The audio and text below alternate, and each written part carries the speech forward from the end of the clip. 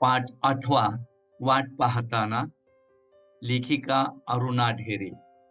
या पाठाचा साहित्य प्रकार आहे ललित लेख किंवा ललित निबंध.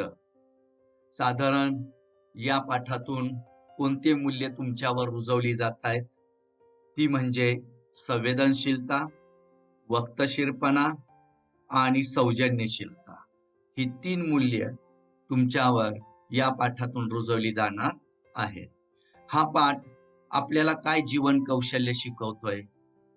तो म्हणजे सहसंवेदना. तुम्हाला दुसऱ्याला दुःख झालं, दुसऱ्याला दुःख झालं तर आपल्याला ते दुःख वाटून घेता आलं पाहिजे.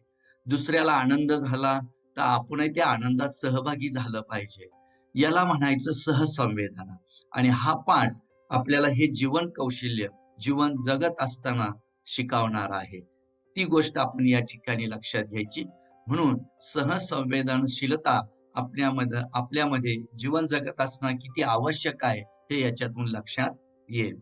त्याचप्रमाणे व्यक्तींमधील सहसंबंध आपल्याला जोपासता आले पाहिजेत. हे आपण इथे एक लक्षात घ्यायचंय. आणि भावनिक समायोजन आपल्याला करता आलं पाहिजे. आपण समाजामध्ये वावरत असताना, कुटुंबामध्ये वावरत असताना, मानव, मानवेतर प्राणी वगैरे सगळ्या गोष्टींशी आपला कळत नकळत संबंध येत असतो. आणि या सगळ्या मानव जातीशी म्हणा, मानवेतर जे काही प्राणी असतील त्यांच्याशी देखील आपल्याला भावनिक समायोजन राखता आलं पाहिजे. अशा पद्धतीने हा पाठ आपल्याला जीवन कौशल्य शिकवतोय. आता पाठाचं नाव आहे वाट पाहताना. आता वाट पाहणे म्हणजे प्रतीक्षा करणे, हे लक्षात घ्या. आता म्हणजे वाट पाहणे, प्रतीक्षा करणे असं म्हणतात पहा. नीट लक्षात घ्या, समजून घ्या. मी पुन्हा सांगतोय, वाट पाहणे म्हणजे प्रतीक्षा करणे. असं म्हणतात, एकदा मला ना तू माझी वाट पाहताना पाहायचंय. एकदा मला ना तू माझी वाट पाहताना पाहायचंय. तेवढ्यासाठी आडोश्याला हळूच लपून राहायचंय. पुन्हा लक्षात घ्या काय काव्यवळी आहेत त्या. एकदा मला ना तू माझी वाट पाहताना पाहायचंय. तेवढ्यासाठी आडोश्याला हळूच लपून राहायचंय. याचा अर्थ जीवनामध्ये कोणाची तरी कशाची तरी वाट पाहण्यातही काय मौज असते, काय आनंद असतो. प्रत्येक व्यक्तीच्या आयुष्यात, प्रत्येक व्यक्तीच्या जीवनात कशाची न कशाची तरी वाट बघणे ही अटळ गोष्ट आहे किंवा ही अटळ गोष्ट असते. तसा आपण आपल्या जीवनातील वाट पाहण्याचा एखादा प्रसंग देखील सांगू शकता. प्रतीक्षा करणं एखाद्या गोष्टीची किंवा वाट पाहणं एखाद्या गोष्टीची. मग उदाहरणार्थ सुट्टीची वाट पाहणे, पशु पक्ष्यांच्या आवाजाची वाट पाहणं, अवांतर पुस्तके वाचायला मिळण्याची वाट पाहणं, खाऊ खायला मिळण्याची वाट पाहणं, एखाद्या जिव्हाळ्याच्या प्रेमाच्या व्यक्तीची वाट पाहणं, पोस्टमनची वाट पाहणं, फोनची वाट पाहणं, एखाद्या निरोपाची वाट पाहणं वगैरे वगैरे वगैरे. अशा अनेक प्रसंग आपण जीवनामध्ये सांगू शकतो की अशा अनेक गोष्टीची आपण वाट पाहत असतो. लेखिका अरुणा ढेरे यांनी वाट पाहणे या गोष्टीचे विविध पैलू, विविध बाजू वाट पाहताना या पाठातून उलगडून दाखवलेले आहेत. आणि ते आपण इथे थोडक्यात लक्षात घेणार आहोत. आता आपण लेखिकेचा परिचय या ठिकाणी लक्षात घेणार आहोत. या पाठाच्या लेखिका आहेत अरुणा ढेरे. जन्म 1957चा. आणि अरुणा ढेरे यांचं PhD पर्यंतचे सर्व शिक्षण पुणे या ठिकाणी झालेले आहे. त्यांनी कविता, कथा, दीर्घकथा, कादंबरी, ललित गद्य, समीक्षा, संशोधनपर लेखन अशा अनेक क्षेत्रात भरपूर लेखन केलेलं आहे. त्यांचा मूळ पिंड कवयित्रीचा असल्यामुळे त्यांच्या लेखनात तरलता, काव्यात्मकता व सौंदर्यलक्षी संवेदनशीलता या गोष्टी आढळून येतात. संत साहित्य व लोकजीवन हे त्यांचे खास जिव्हाळ्याचे विषय आहे. म्हणजे संत साहित्याचा त्यांनी अभ्यास केला. लोकजीवन जे आहे, जी लोकसंस्कृती आहे, त्याचा त्यांनी खूप अभ्यास केलाय आणि त्यांचे ते आवडीचे विषय आहेत. कोणते? संत साहित्य व लोकजीवन हे त्यांचे खास जिव्हाळ्याचे विषय आहे. प्राचीन संस्कृती म्हणजे जुनी संस्कृती व प्राचीन साहित्य म्हणजे जुनं साहित्य यांचा प्रचंड व्यासंग असलेले प्रकार पंडित डॉक्टर रानची ढेरे हे लेखिकेचे वडील आहेत.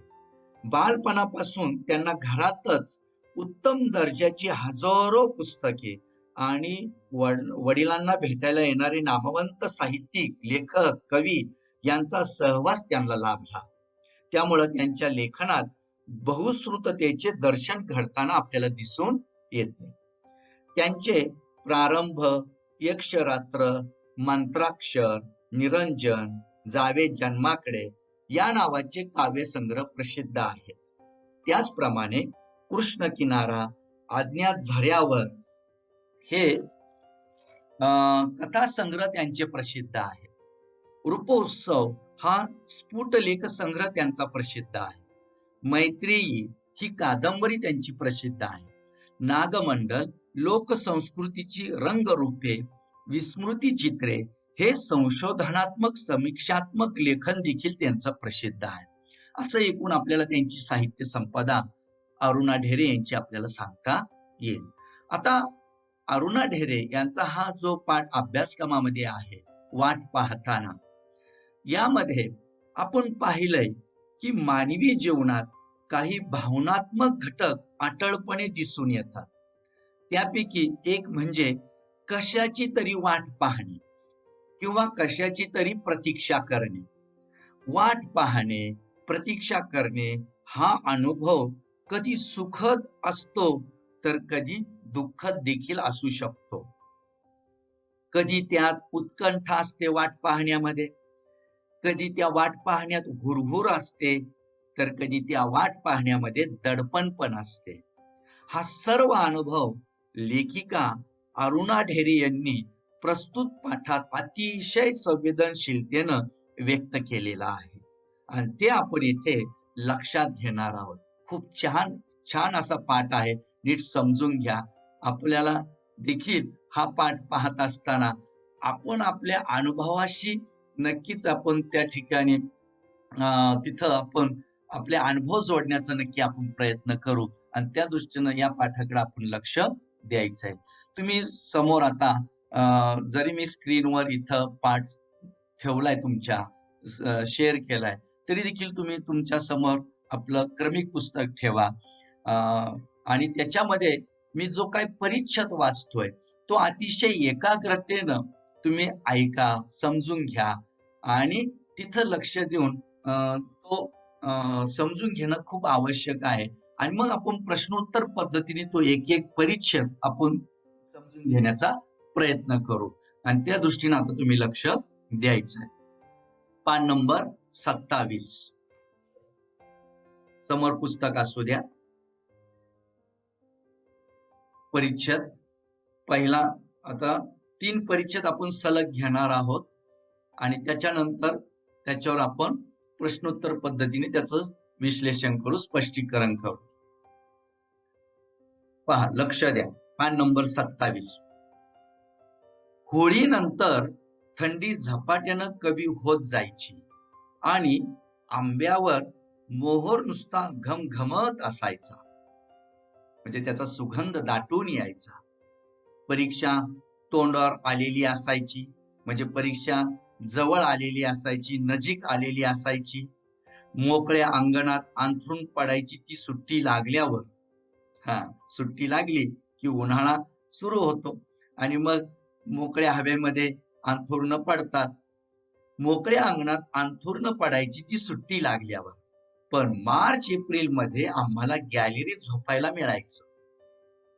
रात्रीचे मौगार हात अंगावर फिरायला लागले की झोपेची गडद चाहूल यायची, म्हणजे झोपेचा अंदाज यायचा. डोळे मिटताना मनात एकच संदेश जागा व्हायचा. काय? उद्या कोकिळेचं कुहू ऐकू येईल का? बघू हा. पहाटे पहाटे गाढ झोपेत असतानाच तो कुहू कुहू आवाज कानावर यायचा आणि त्या आवाजाची वाट पाहण्याचं सार्थक होऊन जायचं. धन्यता वाटायची, त्या गोष्टीची परिपूर्ती व्हायची. सुट्टीची वाट पाहणं तर तेव्हापासून सुरू झालेलंच असायचं. अभ्यासाचा आळस नसायचा, पाठांतर आवडायचं, नेमलेली पुस्तकं गोष्टीच्या पुस्तका इतकीच परत परत आवडीनं वाचली जायची. पण अभ्यासाचं वही पुस्तक जरा बाजूला झालं रे झालं की सुट्टीची आठवण उसळी मारून वर यायची. ते अंगणातलं हजारी मोगऱ्याचं झाड, शनिवार वाड्यात सकाळी सकाळी जाऊन वेचून आलेली बकुळीची फुलं, माठातलं वाळा घातलेलं पाणी, आई आत्यांची कुरड्या पापड्यांची घाई, अंगभर पडणारी वाळवणं, कैरीची डाळ आणि पन्ह, कधी मधी घरची परवानगी मिळाल्यावर चोखायला मिळणारे बर्फाचे गोळे, उसाचा ताजा रस आणि मुख्य म्हणजे खूप गोष्टीची आणि कवितांची नवी पुस्तकं. सुट्टीची किती वाट पाहत असो आम्ही. आता इथपर्यंत मी वाचलेला आहे, इथपर्यंतच आता तुम्ही लक्ष द्यायचं व्यवस्थित. हे लक्षात घ्या. आपण आता प्रश्नोत्तर पद्धतीने थोडक्यात जाऊ. आता या परिच्छेदावर माझा पहिला प्रश्न असा आहे की होळीच्या सणानंतर कोणता परिणाम जाणवायचा? इथं आपल्याला त्यांनी सगळं व्यवस्थित वर्णन करून सांगितलेलं आहे की होळीच्या सणानंतर कोणता परिणाम जाणवायचा. तर थंडी झपाट्यानं कमी होत जायची. आपल्याला माहिती होळीचा सण झाला की आपल्याला माहिती हळूहळू थंडी कमी होत चालते. थंडी झपाट्यानं कमी होत जायची व आंब्यावर मोहर नुसता घमघमत असायचा. आपल्याला माहिती आजही तुम्ही थोडस जरा निरीक्षण केलं तर आंब्याला मोहर आलेला आहे आणि त्याचा असा घमघमत असा सुगंध असा सुटलेला आपल्याला त्या ठिकाणी दिसून येतोय. घमघमत त्याचा सुगंध घमघमत असणं म्हणजे घमघमत या शब्दाचा अर्थ सुगंध दाटून येणं, या अर्थानं तो इथं अर्थ लक्षात घ्यायचा आहे. आता होळी हा सण आपल्याला माहित आहे फाल्गुन पौर्णिमेला येतो आणि आपल्याला माहिती लाकडे, गौऱ्या इत्यादीची अग्नी पेटून तो साजरा केला जाणारा सण आहे आणि तो आपण आपल्या भारतीय संस्कृतीमध्ये साजरा करतो, हे आपलं सर्वांना माहित आहे. आता मग त्या काळात कोणती गोष्ट तोंडावर आलेली असायची? आपल्याला माहितीये तर परीक्षा तोंडावर आलेली असायची. परीक्षा तोंडावर येणे म्हणजे काय? जवळ येणे, नजीक येणे, हे शब्दार्थ लिहित चला, पण लक्षात ठेवत चला. तर परीक्षा तोंडावर येणे म्हणजे परीक्षा नजीक येणे, जवळ येणे. तर त्या काळामध्ये परीक्षा तोंडावर आलेली असायची. मग सुट्टी लागल्यावर लेखिका कशाची वाट पाहायची? तर महत्वाचं म्हणजे मोकळ्या अंगणात अंथरूण पडायची, म्हणजे मोकळ्या हवेत बाहेर झोपण्याची वाट लेखिका पाहायच्या. परंतु लेखिकेला व त्यांच्या भावंडांना गॅलरीत कधी झोपायला मिळायची? थेट मार्च एप्रिल महिन्यामध्ये सुट्टी लागल्यावर, तोपर्यंत नाही. लेखिकेला झोपेची गडद चाहूल कधी यायची? तर त्या सांगतात, त्यांचा अनुभव सांगतात की रात्रीचे मौगार हात, याचा अर्थ काय? रात्रीचे मौगार हात म्हणजे रात्रीची गार हवा, या अर्थानं त्या शब्दसमूहाचा अर्थ आपण लक्षात घ्यायचा आहे. रात्रीचे मौगार हात म्हणजे रात्रीची गार हवा अंगावर फिरू लागली की लेखिकेला झोपेची गडद म्हणजे दाट चाहूल यायची. म्हणजे ती रात्रीची गार हवा लागली की लेखिकेला गाढ अशी दाट अशी झोप लागायची. डोळे मिटताना लेखिकेच्या मनात कोणता संदेश जागा व्हायचा? तर तो संदेश म्हणजे काय? तर कोकिळेचे कुहू कुहू ऐकू येईल का सकाळी पहाटे जाग आल्यानंतर? मग लेखिकेला कोणत्या गोष्टीचे सार्थक वाटायचे? किंवा तुमच्या धड्याखालचा प्रश्न आहे पहा. काय प्रश्न आहे? की लेखिकेला आवाजाची वाट पाहण्याचं सार्थक व्हायचं कारण काय? कारण पहाटे कुहू कुहू ऐकू यावा ही रात्री झोपताना बाळगलेली इच्छा लेखिकेची पहाटे पूर्ण व्हायची. म्हणून लेखिका म्हणतात की आवाजाची वाट पाहण्याचं माझं सार्थक व्हायचं. आता सार्थक होणे हा एक वाक्प्रचार या ठिकाणी आलेला आहे. मग सार्थक होणे म्हणजे धन्य होणे किंवा त्या गोष्टीची परिपूर्ती होणे किंवा सार्थक होणे, याचा असाही अर्थ सांगता येईल कृतकृत्य होणे. अशा पद्धतीने म्हणजे पहाटे गाढ झोपेत असतानाच लेखिकेला कोकिळेचा कुहू आवाज कानावर यायचा आणि त्या आवाजाची वाट पाहण्याची सार्थक होऊन जायचं. त्या गोष्टीची त्यांची परिपूर्ती व्हायची. सुट्टीची वाट पाहण्यामुळं कोणत्या गोष्टीत आवड निर्माण झाली होती असं लेखिका म्हणते.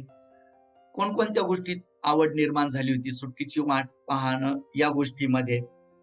तर आळस न करता उत्साहाने आवडीने अभ्यास करणे, की भविष्यात आपल्याला सुट्टी मिळणार आहे, चला मग अभ्यासाला बसा. तुम्ही देखील आता त्या पद्धतीने पहा. आता तुमची एप्रिल मे दरम्यान तुमची बोर्डाची परीक्षा होणार आहे. आता सध्या थोडस प्रत्येकावर परीक्षा अभ्यासाचं काही का होईना दडपण आहे. पण ठीक आहे, ती दडपण पण असणं गरजेचं आहे. मग त्या निमित्तानं तुम्ही अभ्यास करता आणि मग तुम्हाला माहित आहे की ही परीक्षा झाली की आपल्याला सुट्टी मिळणार आहे. तो आनंद वेगळाच असतो. मग चला आपण आता अभ्यास करूया.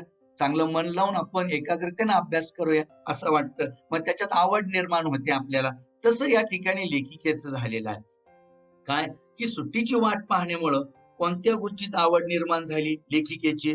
तर आळस न करता उत्साहाने आवडीने अभ्यास करणे, पाठांतर आवडीनं करणे, नेमलेली म्हणजे अभ्यासक्रमातली पुस्तके गोष्टीच्या पुस्तकाने इतकीच परत परत आवडीने वाचणे आणि त्यानंतर सुट्टीत मजाच मजा येणार आहे. म्हणजे अशा दृष्टीनं सुट्टीची वाट पाहण्यामुळे या गोष्टीमध्ये लेखिकेला आवड निर्माण झालेली आहे. मग पुढे पहा, अभ्यासाची वही पुस्तके बाजूला झाल्यानंतर लेखिकेची सुट्टीची आठवण उसळी मारून वर का यायची? किंवा असाही प्रश्न इथं विचारला जातो की लेखिका सुट्टीची अतिशय आतुरतेने वाट का पाहायची? किंवा धड्याखाली तुमचा असाही प्रश्न या भागावर असा विचारला गेलेला आहे की लेखिकेने बालवयात उन्हाळ्याच्या सुट्टीत अनुभवलेल्या गोष्टी कोणत्या? काय पाठाखालचा प्रश्न? लेखिकेने बालवयात उन्हाळ्याच्या सुट्टीत अनुभवलेल्या गोष्टी कोणत्या? मग उन्हाळ्याच्या सुट्टीत कोणकोणत्या गोष्टी अनुभवल्यात किंवा कोणकोणत्या गोष्टीची वाट ते आतुरतेने पाहायचे सुट्टीमधल्या? तर ते नीट लक्षात घ्या. अंगणातले हजारी मोगऱ्याचे झाड, त्या ठिकाणी अंगणातले हजारी मोगऱ्यांचे झाड. आता हजारी मोगरा काय आहे? तर अनेक फुलांचा गुच्छ येणारं झाड आहे ते, हे लक्षात घ्या. तर त्या ठिकाणी आपण पाहिलंय की लेखिकेने या ठिकाणी सांगितलं की अंगणातलं हजारी मोगऱ्याचं झाड त्या ठिकाणी जाऊन त्याचे ते फुलं तोडून आणणे. त्याचप्रमाणे शनिवार वाड्यात, म्हणजे आपल्याला माहित आहे शनिवार वाडा याला ऐतिहासिक महत्व आहे. पेशव्यांचे निवासस्थान होते. आजही आपण पुण्याला गेलं तर हा भाग शनिवार वाडा आपण पाहू शकतो, ती वास्तू पाहू शकतो. तर शनिवार वाड्यात पेशव्यांचे जे निवासस्थान होतं त्या शनिवार वाड्यात सकाळी जाऊन बकुळीची फुलं वेचून आणणे, माठातला वाळा घातलेलं पाणी पिणे. आता आपल्याला माहिती आहे उन्हाळ्यामध्ये आपण माठामध्ये वाळा घालतो आणि त्याचं थंड असं चवदार पाणी पितो. तर वाळा हा काय प्रकार आहे? तर एक वनस्पती आहे. पाण्याला थंडावा निर्माण करते आणि शरीरातली उष्णता त्याच्यामुळं कमी होते. असा तो वनस्पतीचा एक प्रकार आहे. त्याला आपण वाळा असे म्हणतो आणि ते आपण उन्हाळ्यामध्ये ते माठातल्या पाण्यात टाकत असतो. तर ते माठातलं वाळा घातलेलं पाणी पिण्याची वाट पाहणं, आई आत्यांची कुरड्या पापड्यांची घाई चाललेली असायची ती वाट पाहणं, अंगणभर पसरलेली वाळवणं असायची, काही ना काही अंगणामध्ये वाळू घातलेलं असायचं, कैरीची डाळ आणि पन्ह याच्या या गोष्टीची वाट पाहणं, कधी मध्ये चोखायला मिळणारे बर्फाची गोळे असायची. उन्हाळ्याची सुट्टी असल्यामुळं तीही परवानगी घरातली मोठी माणसं द्यायची की चला सुट्टी आहे, खा बर्फाचे गोळे वगैरे. अशा पद्धतीने उसाचा ताजा रस प्यायला मिळायचा. आणि मुख्य म्हणजे खूपच खूप गोष्टीची आणि कवितांची नवनवीन पुस्तके वाचायला मिळायची. म्हणजे सुट्टी लागल्यानंतर या सगळ्या गोष्टी आपल्याला मिळणार आहेत, त्याचा आनंद घ्यायला मिळणार आहे आणि या उन्हाळ्याच्या सुट्टी लागण्याची वाट त्या ठिकाणी त्या लेखिका पाहायच्या आणि ते त्यांनी या ठिकाणी या परिच्छेदामध्ये नमूद केलेलं आहे. हे आपण इथं लक्षात घेतलंय. त्यानंतर आता आपण पुढच्या परिच्छेदाकडे वळतोय. तिकडं लक्ष द्यायचं आता. पुस्तकामध्ये लक्ष द्या. आमच्या भल्या मोठ्या वाड्यात पुष्कळ बिऱ्हाडं असली तरी अख्ख्या वाड्याला मिळून असलेला एक चौथा मजला म्हणजे माळाच होता.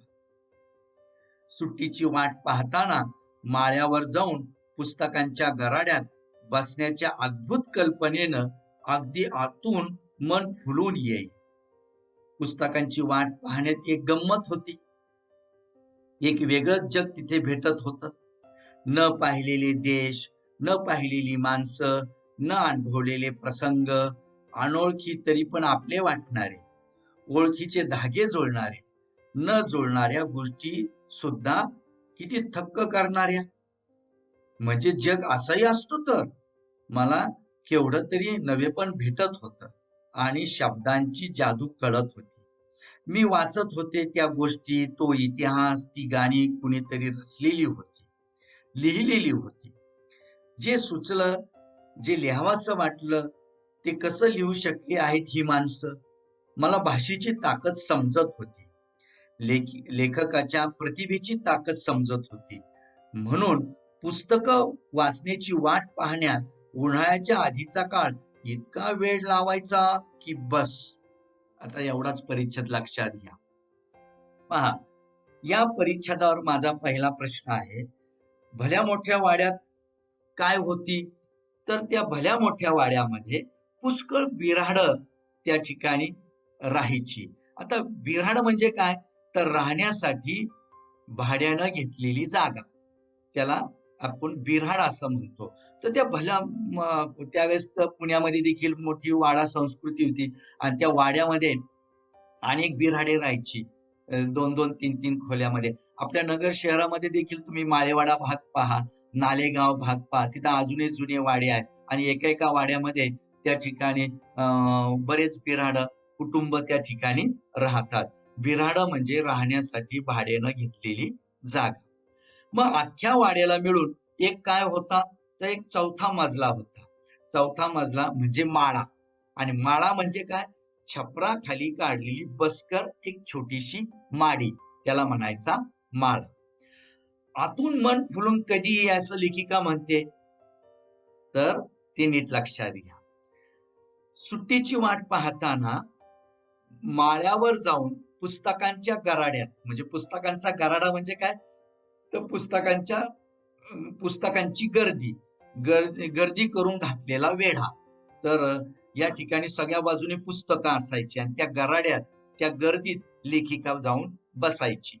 तर सुट्टीची वाट पाहताना माळ्यावर जाऊन पुस्तकांच्या गराड्यात म्हणजेच ती गर्दी करून घातलेल्या त्या वेढ्यामध्ये त्या बसण्याच्या अद्भुत कल्पनेनं लेखिका म्हणतात की माझं आतून मन फुलून यायचं.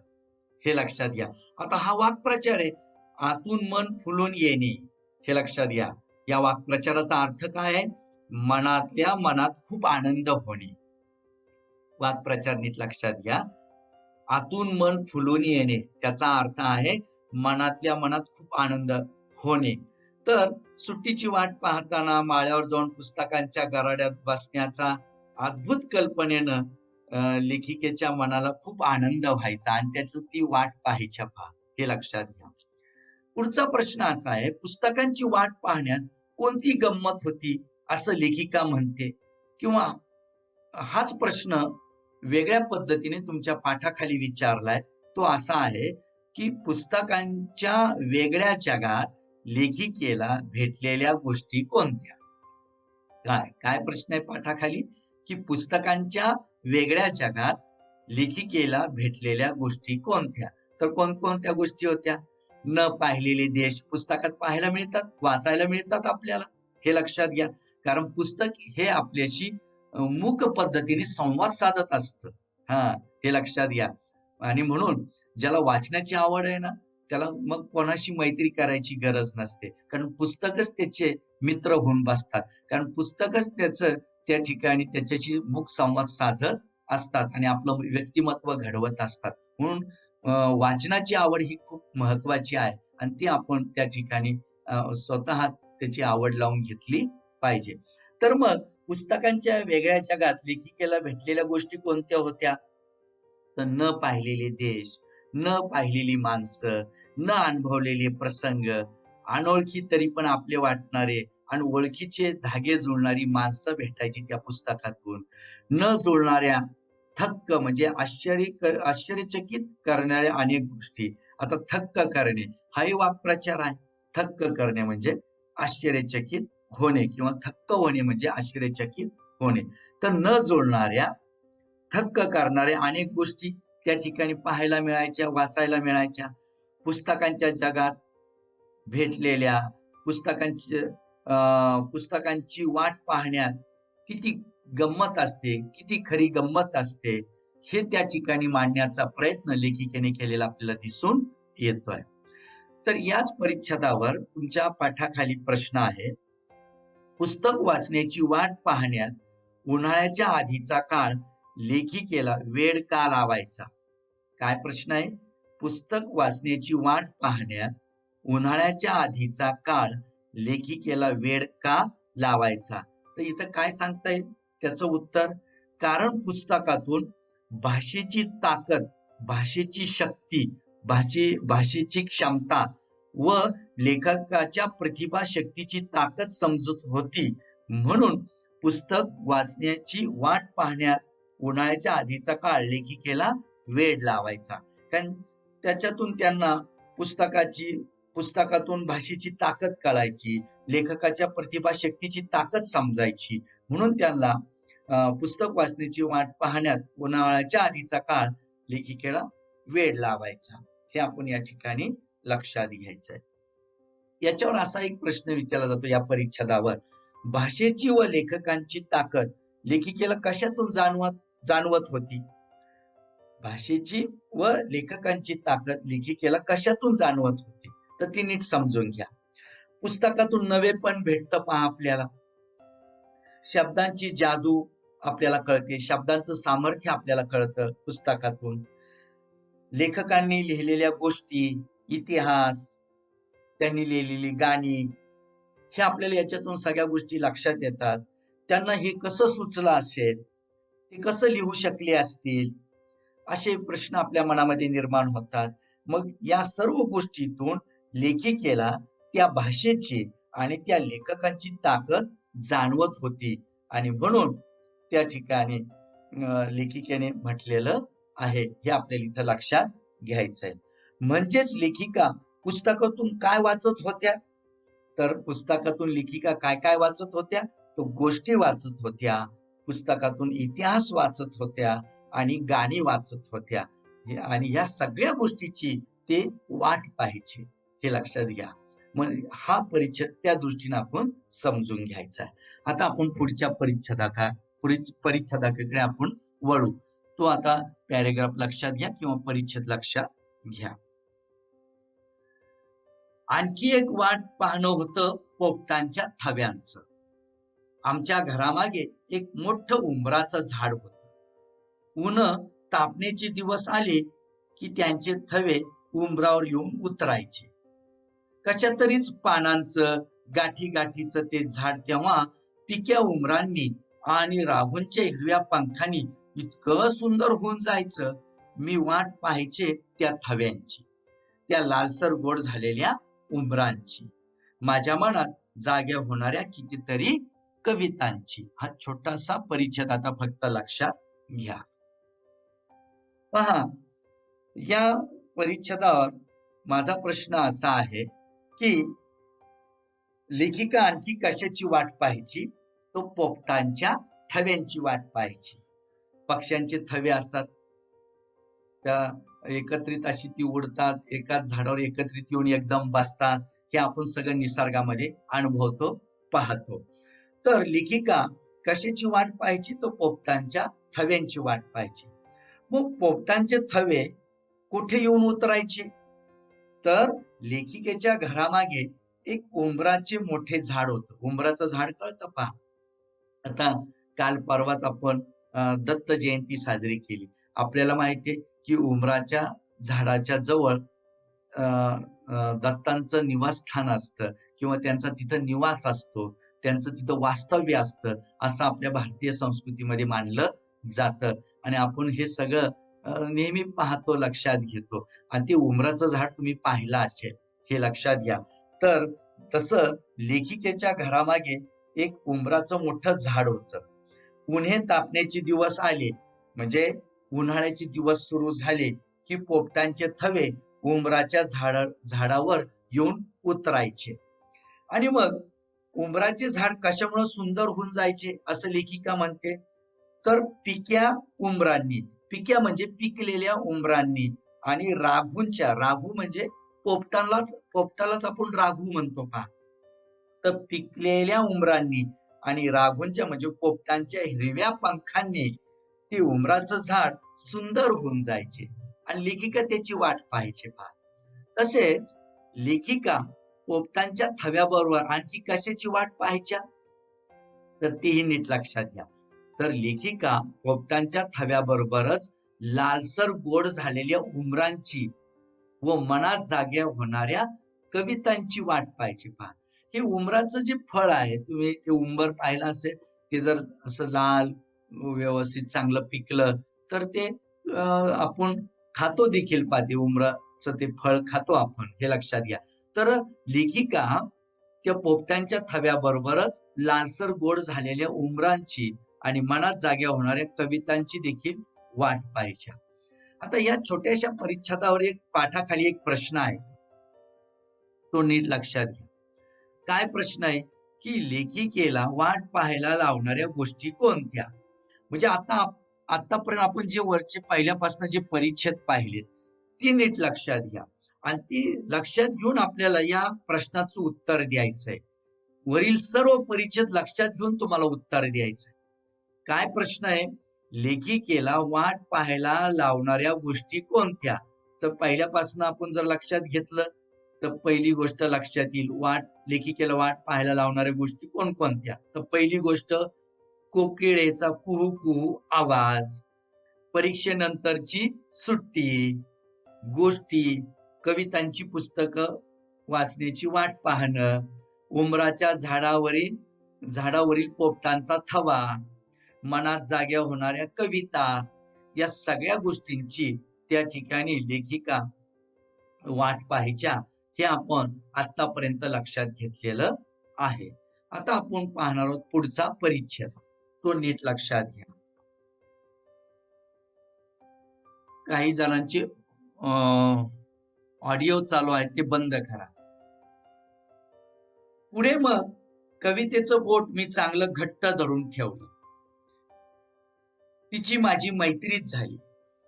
आपण कधी पण केव्हा पण मैत्रिणीला हाक मारतो, तिच्याकडे धावतो, तिच्या बरोबर भान विसरून मनातलं वाटेल ते बोलतो. इथे फक्त एक फरक होता, तिला हवं तेव्हा ती माझ्याकडे यायची, कधीही रात्री मध्यरात्री सुद्धा. पण मला मात्र कधी कधी खूप वाट बघायला लावायची. मी हाक मारल्यावर हमखास येईलच असं नसायचं कवितेचं. मग तिची वाट पाहणं अस्वस्थ मग तिची वाट पाहणं, अस्वस्थ होणं, कशातच मन लागेनासं होणं, आई आत्याची ती बोलणी खाणं. आज ते वाट पाहणं आठवलं तरी मी पुन्हा हुरहुरते. उमराच्या पिकल्या फळांवर पोपटांचे हिरवे पंख पुन्हा उतरून यावेत असं उगाचच वाटत राहतं. आता हा छोटासा परिच्छेद आपण नीट समजून घ्यायचा आहे. लक्षात घ्या. पहा, पुढे मी कोणाची सर्वांनी त्या परिच्छेदाकडे लक्ष द्या. पुढे मी कोणाची बोट घट्ट धरून ठेवली असं लेखिका म्हणते, किंवा हा प्रश्न असाही विचारला जातो, कोणाशी माझी मैत्री झाली असं लेखिका या ठिकाणी म्हणते. किंवा इथं असाही प्रश्न विचारला जातोय, की तुमच्या पाठाखालचा प्रश्न आहे की व्यक्तीची मैत्री आणि कवितेची मैत्री याची तुलना करा, असा प्रश्न तुम्हाला त्या चौकटीच्या माध्यमातून विचारलाय पान नंबर 29 वर. काय प्रश्न आहे? कवितेचं व्यक्तीची मैत्री आणि कवितेशी मैत्री याची तुलना करा, आणि तो भाग इथं प्रामुख्यानं समजून घ्यायचा आहे. पहा, आता व्यक्तीशी मैत्री कशी असते, तर व्यक्तीच्या मैत्रीकडे आपण केव्हा पण, ज्या व्यक्तीशी आपली मैत्री आहे तिच्याशी आपलं नातं कसं असतं पहा. ती मैत्री कशी असते, तर केव्हा पण त्या व्यक्तीला म्हणजेच त्या मित्राकडं, त्या मैत्रिणीला आपण हाक मारू शकतो. केव्हा पण त्या व्यक्तीला आपण हाक मारू शकतो. तिच्याकडं मनात येईल तेव्हा आपण धाव घेऊ शकतो. तिच्या बरोबर भान विसरून मनातलं वाटेल ते आपण बोलतो, गप्पा मारतो. या सर्व गोष्टीला ती व्यक्ती, ती व्यक्ती असेल, तो आपला मित्र असेल, ती मैत्रीण असेल, ती आपल्याला प्रतिसाद देत असते. हे आपलं व्यक्तीशी मैत्री कशी असते, हा भाग इथं लेखिकेने सांगितलेला आहे. तर कवितेशी मैत्री कशी असते, तो फरक इथं लक्षात घ्या. तर काहींचे ऑडिओ चालू आहेत, ते बंद करा. तुमचा आवाज मला इकडे येतोय. तर कवितेशी मैत्री कशी असते, तो फरक इथं लक्षात घ्या. आता पहा, कविता हवे तेव्हाच माझ्याकडे येणार, म्हणजे कवितेला जेव्हा वाटेल तेव्हा ती आपल्याला सुचणार, हे लक्षात घ्या. शिवाय मध्यरात्री सुद्धा येणार. याचा अर्थ काय? याचा अर्थ ती कविता कवीला कधी सुचेल हे सांगता येत नाही. मध्यरात्री सुद्धा ती कविता आपल्याला सुचू शकते. याचा अर्थ प्रसन्न झाली तर कधीही भेटणार, तिच्याकडं धाव घेऊनही ती भेटेलच याची खात्री नाही, हे लक्षात घ्या. कधी कधी खूप वाट पाहायला लावायची, म्हणजे ती कधी कधी आपल्याला जेव्हा असं वाटतं ना की आपल्याला कविता सुचली पाहिजे, तर तेव्हा ती सुचेलच याची खात्री नाही, हे लक्षात घ्या. हाक मारल्यावर हमखास येईलच याची खात्री नसे, म्हणजे जेव्हा गरज वाटायची तेव्हा ती सुचत नसायची कविता. असा हा व्यक्तीची मैत्री आणि कवितेची मैत्री याच्यामधला फरक लेखिकेने इथे सांगण्याचा प्रयत्न केलेला आहे. अशी ही कविता भेटली नाही तर लेखिकेची अवस्था कशी व्हायची, तर तिची वाट पाहत बसणं, मग अस्वस्थ होणं, कशातच मन न लागणं, अशी अवस्था त्या ठिकाणी होऊन जायची, हे लक्षात घ्या. आणि मग अशा अवस्थेमुळे लेखिकेला कोणाची बोलणी खावी लागायची, तर आई आणि आत्याची बोलणी खावी लागायची. आजही लेखिकेला कोणत्या गोष्टीची हुरहुर वाटते, तर त्या कवितेचं वाट पाहणं आठवलं तरी आजही त्या गोष्टीची हुरहुर वाटते, असं या ठिकाणी लेखिकेनं म्हटलेलं आहे. आजही कोणती गोष्ट उगाच वाटत राहते असं लेखिका म्हणते, तर उंबराच्या पिकलेल्या फळांवर पोपटांचे हिरवे पंख पुन्हा उतरून यावेत, असं उगाच त्या ठिकाणी त्या लेखिकेला वाटतं. याचा अर्थ ती दिवस पुन्हा यावेत, त्या दिवसांची पुन्हा वाट पाहणं, असं त्या ठिकाणी लेखिकेला वाटतंय. हा भाग आपण या ठिकाणी लक्षात घ्यायचा. आमची आत्या तेव्हा उरळी कांचनच्या मराठी शाळेत नोकरी करायची. तेव्हा आजच्या सारखी उरळीला सहज जाण्यायोग्य वाहनाची सोय नव्हती. आत्या सकाळी 8 वाजताच घरातून जायची, बस पकडून रेल्वे स्टेशनला जायची, मग पॅसेंजरनं उरुळी, परतताना तसंच. गाडी पुष्कळदा उशिरा सुटायची. पुन्हा पुन्हा पुणे स्टेशन वरून बसनं घरी परतायला तिला कधी 9, 9:30 सुद्धा व्हायचे. आम्ही भावंड तेव्हा तिची वाट बघत वाड्याच्या दिंडी दरवाज्यात उभी राहायचो. आत्या येईपर्यंत वाट बघून रडू गळ्याशी दाटलेलं असायचं. ती आली की धाकटा भाऊ झेप टाकून तिला लोंबकळायचाच आणि मी रडू आवरत हसायची.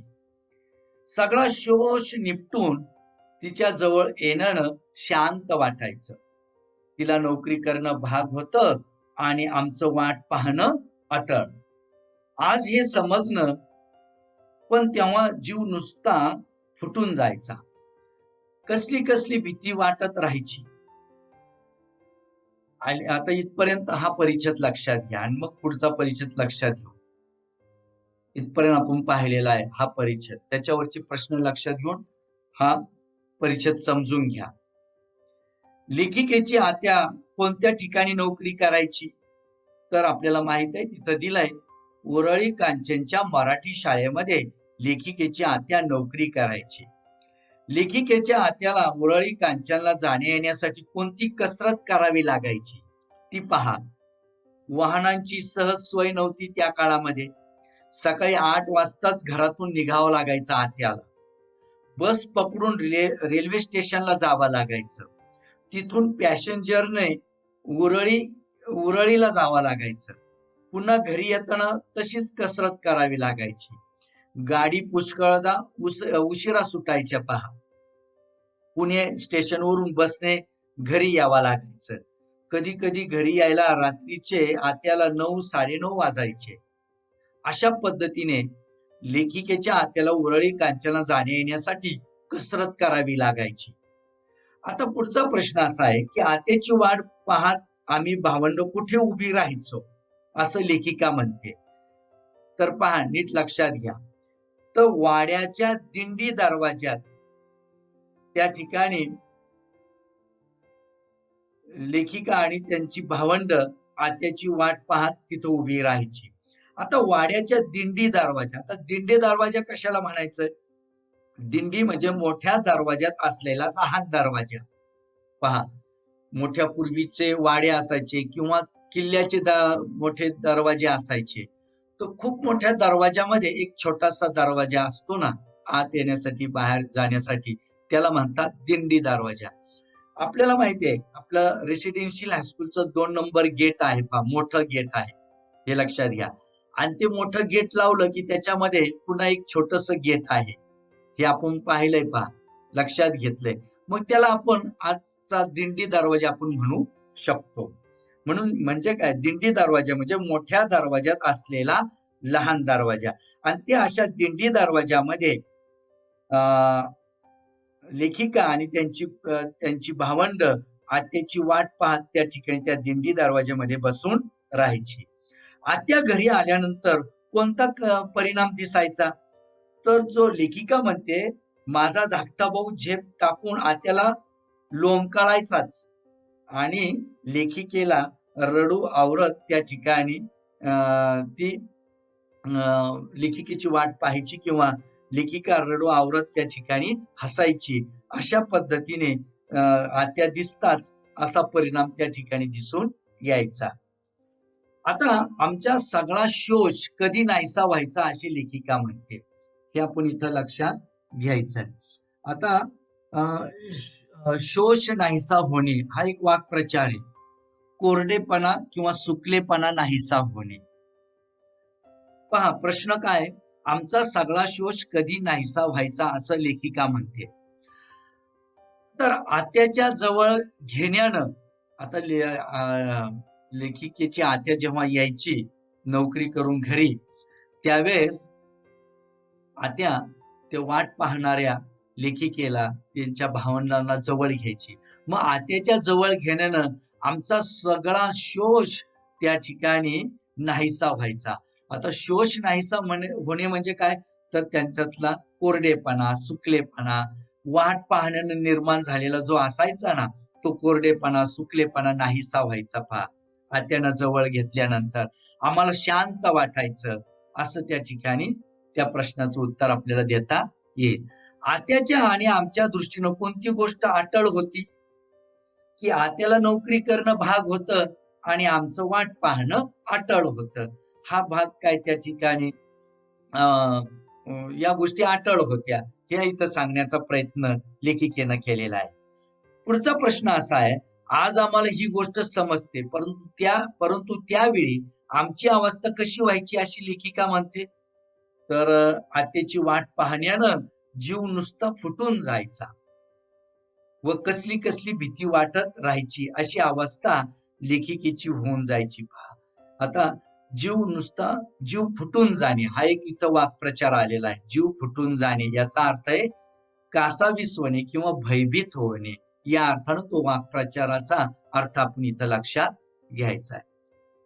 इथं हा छोटासा परिच्छेद आपण समजून घेतलेला आहे. आत्याची वाट पाहणं कसं असायचं हे या परिच्छेदामध्ये लेखिकेनं दिलेलं आहे. ते तुम्ही नंतर पुन्हा धड्याचं पाठाचं त्या परिच्छेदाचं वाचन करून तुम्ही समजून घेऊ शकता. आता आपण शेवटच्या भागाकडे पाठाकडे वळतोय पहा, आणि तो शेवटपर्यंत पाठ वाचणार आहोत आणि थोडक्यात आपण समजून घेणार आहोत. तेव्हा आता पुस्तकात लक्ष द्या. कुठं लक्ष द्यायचंय ते नीट लक्षात घ्या. पहा इथं मी जो कर्सर नेलाय तिथं तुमच्या लक्षात येईल. अलीकडे एक सुरेख परदेशी सिनेमा पाहिला. चिनी सिनेमा. काय नाव त्याचं? पोस्टमन इन द माउंटन हे त्याचं नाव. पहाडी प्रदेशामधला एक जुना पोस्टमन आजारी पडतो, म्हणून त्याच्या जागी त्याच्या मुलानं काम करायचं ठरतं. मुलगा काही फारसा उत्सुक नसतो त्या कामाला, पण शेवटी पत्रांचा थैला म्हणजे ती पिशवी पाठीवर घेऊन वडिलांबरोबर कामाची माहिती करून घेण्यासाठी निघतो. वाहनांची सोय नसलेल्या लहान लहान वाड्या वस्त्या पायी चालत हिंडायच्या. हे वाटतं तितकं सोपं काम नव्हतं.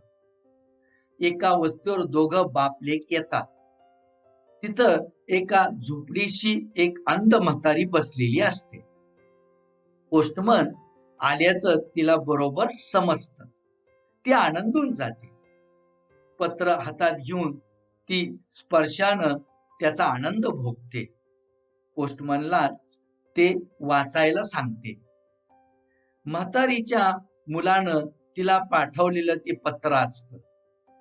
त्यानं आपल्या आईची खूप प्रेमानं विचारपूस केलेली असते.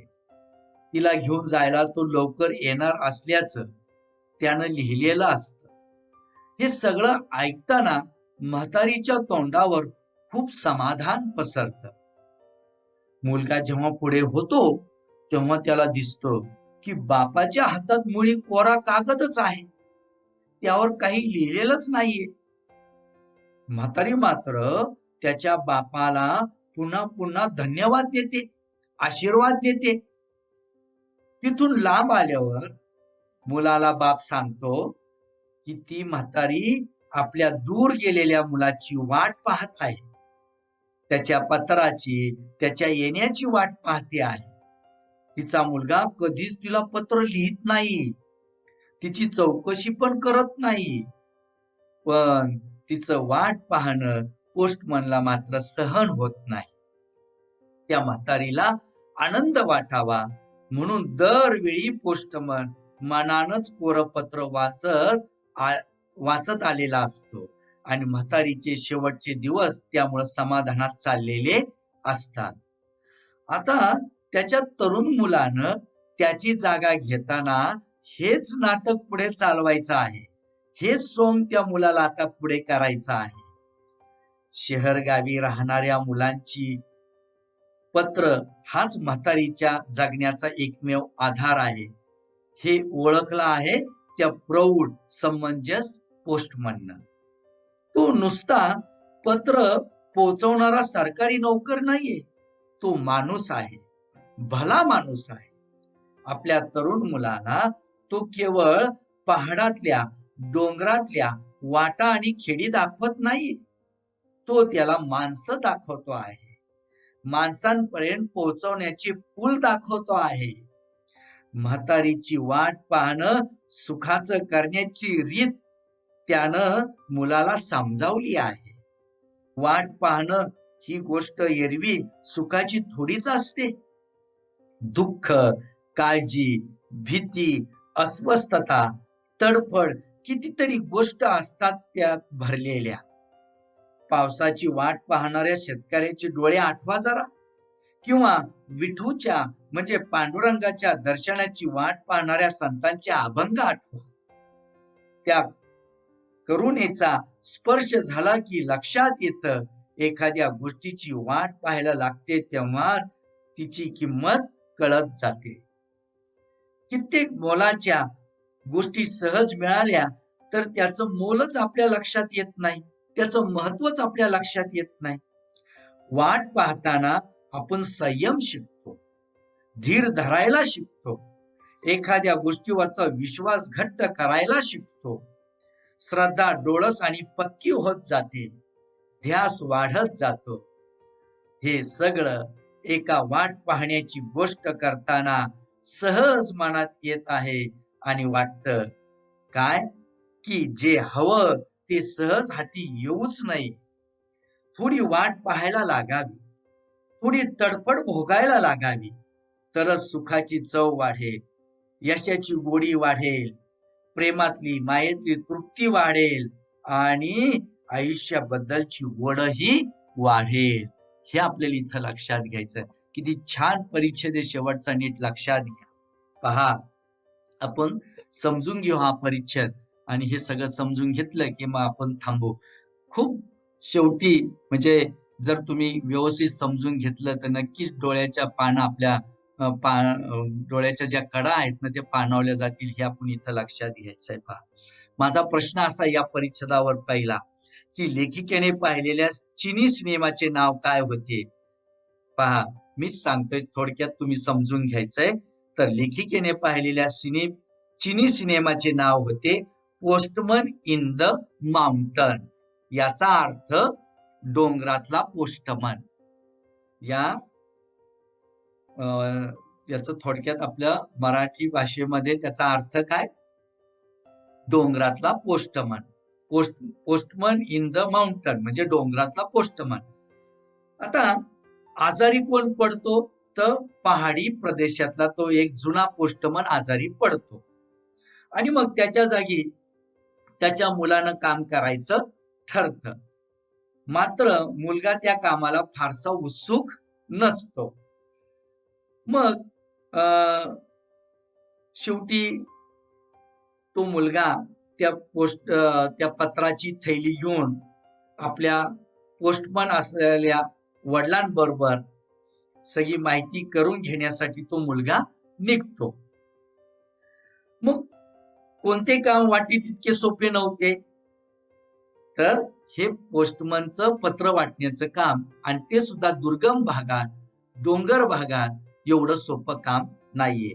पहा, वाहनांची सोय नसलेल्या लहान लहान वाड्या वस्त्यांवर पायी चालत हिंडत पत्र वाटणं हे काम वाटतं तेवढं सोपं नव्हतं. मग एका वस्तीवर ही दोघं जेव्हा बापलेक येतात तेव्हा त्या वस्तीवर त्या झोपडीजवळ एक अंध म्हातारी त्यांना बसलेली दिसते. म्हातारी आनंदून जाते. त्या म्हातारीला जाणीव होते की पोस्टमन आल्याची. ती अंध असते पण जाणीव होती तिला की पोस्टमन आलेला आहे, आणि त्या जाणीवेनं ती म्हातारी आनंदून जाते. म्हातारी कशानं आनंद भोगते रे?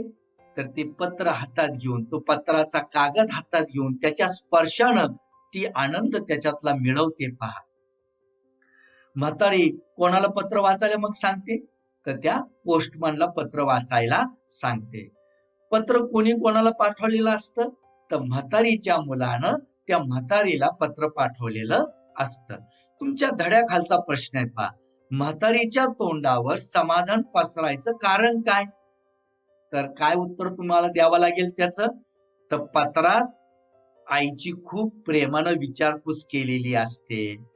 परगावी राहणारा मुलगा आपली आठवण काढतोय या जाणीवेनं तिला समाधान वाटतंय. आपल्याला तो त्याच्याकडं एक दिवस नेणार आहे या कल्पनेनं हे सगळं ऐकताना म्हातारीच्या तोंडावर समाधान पसरतं. म्हणजे अंध म्हातारी कशाची वाट पाहत असते?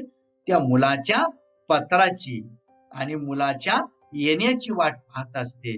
तो आपल्याला पत्र पाठवणार, मग तो आपल्याला एक दिवस न्यायला येणार, तो आपल्याला घेऊन जाणार, या सगळ्या गोष्टीची ती अंध म्हातारी वाट पाहत असते. मग पोस्टमनचा मुलगा जेव्हा पुढे होतो तेव्हा त्याला काय दिसते रे? त्याला असं दिसतं की आपल्या वडिलांच्या हातात मुळातच कोरा कागद आहे. त्याच्यावर काहीही लिहिलेलं नाही, तरी देखील आपले वडील असं त्या अंध म्हातारीला सांगतायत, की तुझ्या मुलानं असं पत्र लिहिलंय, त्याच्यात असं लिहिलंय, तो येणार आहे, एक दिवस तुला घेऊन जाणार आहे. तो तुझी खूप प्रेमानं आठवण काढतोय. हे सगळं मनानच सांगतोय तो पोस्टमन. हां, म्हणजे आपल्या वडिलांच्या हातात मुळात कोरा कागद आहे. त्यावर काही लिहिलेलं नाही. हे त्या मुलाच्या लक्षात येतंय. मात्र अंध म्हातारी मुलाच्या म्हणजे अ, मुलाच्या त्या बापाला पुन्हा पुन्हा काय देते? धन्यवाद देते, आशीर्वाद देते पहा. हे लक्षात घ्या. म्हातारी पासून जरा लांब आल्यावर पोस्टमन आपल्या मुलाला काय सांगतोय? तो सांगतोय, म्हातारी दूर दूर परगावी गेलेल्या मुलाची, त्याच्या पत्राची वाट पाहत आहे. मात्र अंध म्हातारीचा मुलगा म्हातारी बाबत कोणत्या गोष्टी कधीच करत नव्हता. तर तो म्हातारीचा मुलगा त्या म्हातारीला कधीही पत्र लिहीत नाही आणि त्या म्हातारीची तो कधीही चौकशी करत नाही. पहा, पोस्टमनला म्हातारीची कोणती गोष्ट सहन होत नाही, ती मुलाची वाट पाहणं त्या पोस्टमनला ती अजिबात त्या म्हातारीच्या बाबतीतली सहन होत नाही पहा. म्हणून तो खोटं खोटं ते सगळं पत्र वाचून दाखवतोय. हे आपण इथं लक्षात घ्यायचंय. मग म्हातारीला आनंद वाटावा म्हणून पोस्टमन काय करतोय? प्रत्येक वेळी मनानच कोरं पत्र वाचतो, कारण त्यामुळं म्हातारीचे शेवटचे दिवस समाधानात चाललेले असतात. तुमच्या पाठाखालचा याच्यावर प्रश्न आहे, की पोस्टमन मनानच कोरं पत्र वाचतो, कारण काय? काय कारण आहे त्याच्या मागचं? तर म्हातारीला पुत्र भेटीचा आनंद मिळावा, तिचे शेवटचे दिवस समाधानात जावेत, ही पोस्टमनची प्रामाणिक आणि प्रांजळ अशी इच्छा आहे. हे आपण इथं लक्षात घ्यायचंय. मग पोस्टमनच्या तरुण मुलालाही पुढे कोणती गोष्ट करायची असते? तीच म्हातारीला मुलाचे न आलेले कोरं पत्र वाचून दाखवण्याचं नाटक त्याला करून दाखवायचं आहे. नाटक करणं म्हणजे सोंग करणं, बतावणी चालू ठेवणं. हे आपण इथं लक्षात घ्यायचंय. आणि मग तो प्रौढ समंजस पोस्टमनने काय ओळखलं होतं? की शहर गावी राहणाऱ्या मुलांची पत्र हाच म्हातारीचा जगण्याचा एकमेव आधार आहे. हे त्या प्रौढ समंजस पोस्टमनने ओळखलेलं आहे. आता पोस्टमन पत्र पोहोचवणारा सरकारी नोकर नाही, तर कोण आहे असं लेखिका म्हणते? तर तो एक भला माणूस आहे, मोठा माणूस आहे. त्याला त्या ठिकाणी त्या माणसांची, त्या म्हातारीची किंवा असं पत्राची वाट पाहणाऱ्या व्यक्तींची तळमळ त्याला कळते, त्यांचं मन त्याला कळतंय आणि म्हणून तो भला माणूस आहे असं लेखिका म्हणते. पोस्टमन आपल्या तरुण मुलाला केवळ पहाडातल्या वाटा, डोंगरातल्या वाटा आणि खेडी दाखवत नाही, तर काय दाखवतोय? तर तो दाखवतोय तिथली माणसं दाखवतोय. माणसांपर्यंत पोहोचवण्याचे पूल दाखवतोय, की माणसांपर्यंत आपण माणुसकीच्या नात्यानं पोहोचलं पाहिजे. हे त्या ठिकाणी तो दाखवतोय. माणसं कशी जोडायची, माणसं माणुसकीने कशी जोडायची, हे ते मुलाला तो पोस्टमन आपल्या मुलाला त्या ठिकाणी तो दाखवतोय किंवा समजून देतोय. म्हातारी सारख्या अनेकांची वाट पाहणं, सुखाचं करण्याची रीत म्हणजे पद्धत तो त्याला समजून देतोय, दाखवतोय. हे आपण इथं लक्षात घ्यायचंय. तुमच्या धड्याखालचा प्रश्न आहे पहा. काय प्रश्न आहे? की पोस्टमनची कोणती गुण वैशिष्ट्ये यातून दिसून येतात? तुमच्या पाठाखालचा प्रश्न नीट समजून घ्या, की पोस्टमनची कोणती गुण वैशिष्ट्ये दिसून येतात? काय गुण वैशिष्ट्ये दिसून येतात पोस्टमनची याच्यातून? तर हा पोस्टमन नुसता पत्रे पोहोचवणारा सरकारी नोकर नाही, तर तो एक भला माणूस आहे. माणसांमध्ये भावनेची नाती निर्माण करणारा तो माणूस आहे. माणसांमध्ये भावनेची नाती निर्माण करणारा तो पूल आहे, सेतू आहे आणि तो आपल्या ह्या सगळ्या गोष्टी मुलाला दाखवतोय. म्हातारी सारख्या अनेकांची वाट पाहणे सुखाची करणारी तो रीत जाणतोय, पद्धत जाणतोय. यातून त्याची मानवतावादी दृष्टी दिसून येते. त्याच्यातला समंजसपणा त्या ठिकाणी दिसून येतोय. त्याच्यातली भावनाशीलता आपल्याला दिसून येते. ही गुण वैशिष्ट्ये आपल्याला त्या पोस्टमन मधली आपल्याला दाखवता आली पाहिजे. पुन्हा धड्याखालचा प्रश्न आहे तुमच्या पाठाखाली, म्हातारीचं वाट पाहणं सुखाचे करण्यासाठी पोस्टमनने केलेल्या युक्तीबाबत तुमचं मत सांगा. स्वमतावरचा प्रश्न आहे, तुमचं मत सांगायचंय. काय प्रश्न आहे? म्हातारीचं वाट पाहणं सुखाचं करण्यासाठी पोस्टमनने केलेल्या युक्तीबाबत तुमचे मत सांगा. आता तुमचं तुम्ही मत सांगू शकता. तुमच्या विचारानं या प्रश्नाचं उत्तर तुम्ही लिहू शकता. स्वमतावरचा हा प्रश्न आहे.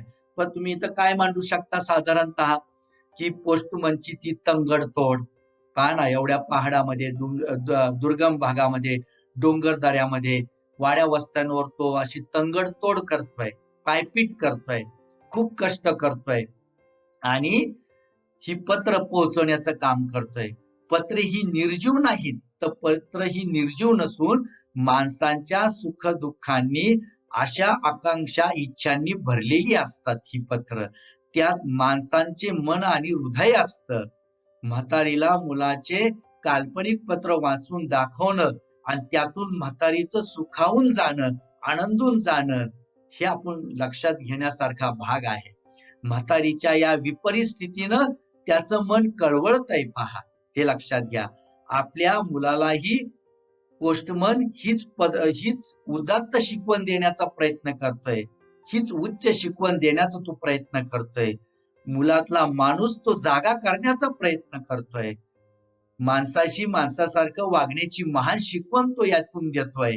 प्रत्येक आई वडिलांनी आपल्या मुलांना असे माणूसपण शिकवावे, तरच मानवी समाजाला भविष्य असेल, असं या ठिकाणी आपण लक्षात घ्यायला काही हरकत नाही.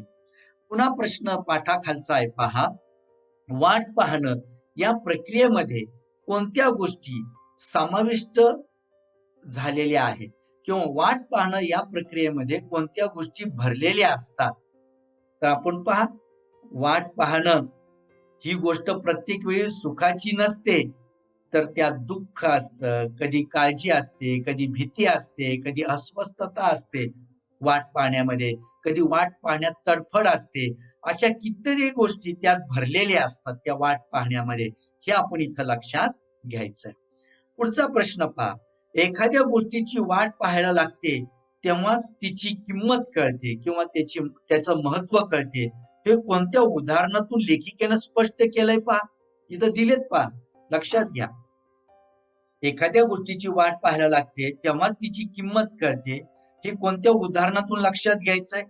तर पहा, पावसाची वाट पाहणाऱ्या शेतकऱ्याचे डोळे पहा, विठूच्या म्हणजे पांडुरंगाच्या दर्शनाची वाट पाहणाऱ्या संतांचे अभंग पहा. यात करुणतेचा, आर्ततेचा, व्याकुळतेचा स्पर्श झालेला असतो. इथं ओढ लागलेली असते, पहा, त्या शेतकऱ्याला पावसाची ओढ लागलेली असते आणि त्या भक्ताला त्या पांडुरंगाची, त्या दर्शनाची ओढ लागलेली असते. ही व्याकुळता, ही आर्तता त्या दोन्ही ठिकाणी आपल्याला दिसून येते, पहा. मग आपण पहा, संतांची ओढ कशी असते, पांडुरंगाच्या भेटीची, अशा अनेक अभंगातून आपल्याला छोट्या छोट्या अभंगातून आपल्याला लक्षात घेता येईल, पहा. संत बहिणाबाई पाठक किंवा संत बहिणाबाई कुलकर्णी यांचा अभंग लक्षात घ्या. त्या अभंगातून पांडुरंगाच्या भेटीची ओढ कशी व्यक्त होते नीट लक्षात घ्या. मी काही छोटे छोटे अभंग सांगतो, मग त्याच्यातून संतांची ओढ, पांडुरंगाच्या भेटीची कशी दिसून येते, पहा. जलाविन मासा जैसा तळमळे, चातक भूतळी मेघ इच्छी, तैसे भक्ती लागे कळवळे मन, भक्ती हे निर्वाण तेच खरे. पहा, पाण्याशिवाय मासा राहू शकत नाही. पाण्यातून मासा बाहेर काढला की तो असा तळमळतो, तडफडतो. तसं जो चातक आहे, चातक पक्षाला पावसाच्या पहिल्या थेंबाची ओढ लागलेली असते, तसं भक्ताला पांडुरंगाच्या भेटीची ओढ लागलेली असते. ही इथं संत बहिणाबाईंनी या अभंगातून सांगितलेलं आहे. तसं संत नामदेवांचा अभंग पहा, दुःखाची निवृत्ती सुखाचे ते सुख, पाहता श्रीमुख गोविंदाचे. अशा पद्धतीने संत नामदेवांची ओढ आपल्याला इथं पांडुरंगाविषयी दिसून येते. संत ज्ञानेश्वरांची ओढ तर पहा, नीट लक्षात घ्या, तुम्ही खूप वेळा ऐकलं पण असेल. पहिलं तो गे काऊ कोकत आहे, शकून गे माये सांगत आहे. उडउड रे काऊ तुझे सोन्यानं मढीन पाहू, पाहुणे पंढरी राहू घरा कै येती. दही भाताची उंडी लावेन तुझ्या तोंडी, दुधे भरून वाटी लावेन तुझ्या ओठी. सत्य सांगे गोठी विटो येईल काही. पहा, संत ज्ञानेश्वरांना पांडुरंगाच्या भेटीची ओढ लागलेली आहे. मग त्या दृष्टीनं की हा माझा पांडुरंग माझ्या घरी कधी येईल.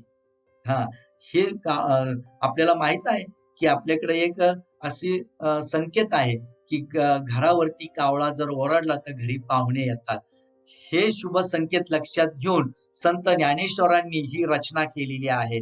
पहिलं तो गे काऊ कोकत आहे, शकून गे माये सांगत आहे. मग ते कावळ्याला उद्देशून म्हणतात की तू जर त्या ठिकाणी ओरडता ओरडता जर उडाला तर मी तुझे पाय सोन्यानं मढवीन. पण माझा प्राणाहून प्रिय असणारा पांडुरंग माझ्या घरी कधी येईल ते तू मला सांग. मी तुला दही भात भरवीन, तुला दही भाताची उंडी देईल, तुला दूध भात भरवीन, पण मला तू सांग की माझा पांडुरंग मला कधी भेटेल. म्हणजे या ठिकाणी की संत ज्ञानेश्वरांना पांडुरंगाची भेटीची ओढ लागलेली. म्हणजे जीवनात अशा कितीतरी मोलाच्या, महत्वाच्या, किमतीच्या गोष्टी असतात. त्या जर आपल्याला सहज विनासायास मिळाल्या तर त्याचं मोल, त्याचं महत्व आपल्या लक्षात येत नाही. एखाद्या कष्टातून, एखाद्या प्रयत्नातून मिळालेल्या गोष्टीचं आत्मिक सुख आणि समाधान हे वेगळंच असतं. हे लेखिकेने इथं सांगण्याचा प्रयत्न केलेला आहे. वाट पाहणे, धड्याखालचा प्रश्न आहे पहा. वाट पाहणे या प्रक्रियेतून माणूस कोणत्या गोष्टी शिकतो रे? तर वाट पाहणे या प्रक्रियेतून माणूस संयम धरायला शिकतो, धीर धरायला शिकतो, एखाद्या गोष्टीवरचा विश्वास घट्ट करायला शिकतो. शिवाय त्याची श्रद्धा डोळस आणि पक्की होत जाते. म्हणजे काय, तर त्याला संपूर्ण ज्ञान होतं, त्याच्यामध्ये अज्ञान राहत नाही, त्याचा ध्यास वाढीस लागतो. या सगळ्या गोष्टी माणूस कशातून शिकतो, तर वाट पाहण्यातून शिकतो. हे आपल्याला याच्यातून लक्षात घ्यायचंय. म्हणून वाट पाहण्याची गोष्ट करताना सहज कोणती गोष्ट मनात येते असं लेखिका म्हणते? तर याचं उत्तर आपल्याला असं देता येईल, जे आपल्याला हवंय ते सहज कधीच मिळू नये, हाती येऊ नये. थोडी वाट पाहायला लागावी, थोडी तडफड भोगावायला लागावी, मग ती गोष्ट आपल्याला मिळावी, तर त्याची किंमत कळते. हे याच्यातून लेखिकेला सांगायचंय. पाठाखालचा एक पुढचा प्रश्न आहे, मग वाट पाहण्याचे कोणते फायदे मिळतात? तर त्याचं उत्तर आपल्याला असं देता येईल की वाट पाहण्याचे फायदे कोणते? तर वाट पाहण्यातून आपल्या सुखाची चव वाढते, यशाची गोडी वाढते, प्रेमातली मायेतली तृप्ती वाढते, समाधान वाढतं आणि आयुष्याबद्दलची ओढ देखील वाढते. एवढ्या सगळ्या गोष्टी आपल्याला वाट पाहण्यातून मिळतात किंवा वाट पाहण्याचे एवढे फायदे आहेत. म्हणून आपण वाट पाहायला शिका. हे या ठिकाणी लेखिकेने सांगण्याचा प्रयत्न केलेला आहे. आणि पुढचाही प्रश्न तुमच्या पाठाखालचा आहे. वाट पाहणे या प्रक्रियेबाबत समाविष्ट गोष्टी किंवा शिकायच्या गोष्टी आणि फायदे या मुद्द्यांना अनुसरून तुम्ही तक्ता पूर्ण करा. तुम्ही हा पाठ लक्षात घेऊन याचं उत्तर नक्कीच तुम्ही चांगलं लिहू शकता.